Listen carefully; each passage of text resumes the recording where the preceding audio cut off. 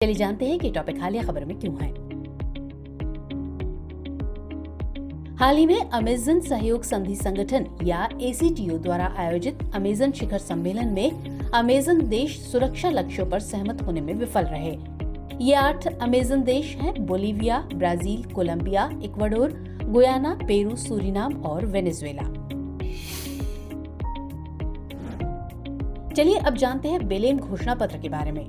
Amazon शिखर सम्मेलन के दौरान जारी बेलेम घोषणा पत्र जैव विविधता संरक्षण के लिए स्वदेशी ज्ञान को एक शर्त के रूप में मान्यता देता है। इसके अलावा निर्णय लेने और सार्वजनिक नीति निर्माण प्रक्रियाओं में स्वदेशी लोगों की पूर्ण और प्रभावी भागीदारी सुनिश्चित करने का आह्वान करता है। बेलेम घोषणा में 2030 तक शून्य वनों की कटाई के लिए साझा प्रतिबद्धताएं शामिल नहीं थी।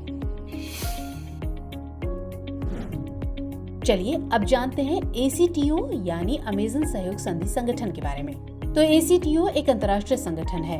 इसका उद्देश्य अमेज़न बेसिन के सतत विकास को बढ़ावा देना है। कोलंबिया ने प्रस्ताव दिया था कि 2025 तक अमेज़न के 80% हिस्से को वनों की कटाई और क्षरण से बचाया जाना चाहिए, लेकिन उसे सभी सदस्यों से समर्थन नहीं मिला। वैज्ञानिकों का कहना है कि जब 20 से 25% जंगल नष्ट हो जाएंगे तो वर्षा में नाटकीय रूप से गिरावट आएगी, जिससे आधे से अधिक वर्षा वन उष्णकटिबंधीय सवाना में बदल जाएंगे, जिससे जैव विविधता को भारी नुकसान होगा। चलिए अब जानते हैं अमेज़न वन के बारे में। तो अमेज़न का जंगल दुनिया का सबसे बड़ा रेन फॉरेस्ट या वर्षा वन है।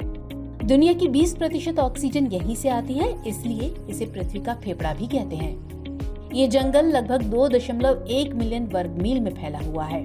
दक्षिणी अमेरिका से ब्राजील तक फैले इस जंगल के बारे में कहा जाता है कि अगर ये कोई देश होता तो दुनिया का 9वां सबसे बड़ा देश होता।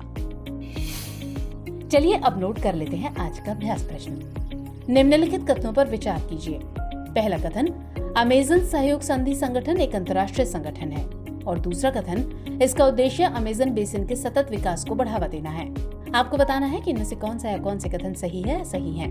ऑप्शन है A केवल 1, B केवल 2, C 1 और 2 दोनों, या फिर D ना तो 1 और ना ही 2। तो सवाल का जवाब कमेंट सेक्शन में देना मत भूलिएगा। मुलाकात होगी अगले एपिसोड में किसी और खास विषय के साथ। तब तक के लिए जय हिंद।